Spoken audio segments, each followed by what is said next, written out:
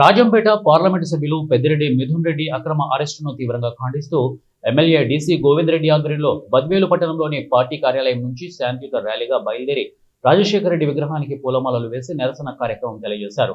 MLC మాట్లాడుతూ మద్యం అక్రమ కేసుల్లో ఎంపీ మిథున్ రెడ్డిని అరెస్టు చేయడంపై ఆయన స్పందించారు. ఉద్యోగులను బెదిరించి బ్లాక్ మెయిల్ చేసే స్టేట్మెంట్లు తీసుకొని అక్రమ కేసుల్లో మిథున్ రెడ్డిని ఇరికించే ప్రయత్నం చేస్తున్నారని తెలిపారు.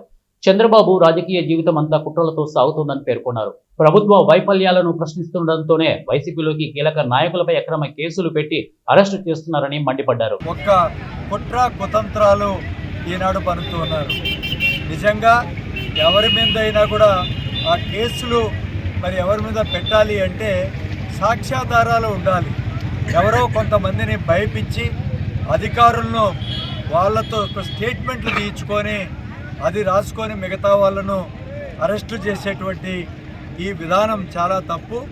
నిజానికి వారికి ఈ అక్రమంగా ఈ ఉన్నటువంటి డబ్బు ఎక్కడ దొరికినా వాళ్ళది పట్టుకోవచ్చు, పట్టుకొని ఏదైనా ఎవిడెన్స్ ఉంటే చేయొచ్చు. కానీ ఈ విధంగా ఏమీ ఎవిడెన్స్ లేనటువంటి ఎలాంటి సాక్ష్యాధారాలు లేనటువంటి కేసులో కేవలం జగన్మోహన్ రెడ్డిని ఇరికించాలి, వైఎస్ఆర్ కాంగ్రెస్ పార్టీని బలహీనపరచాలి.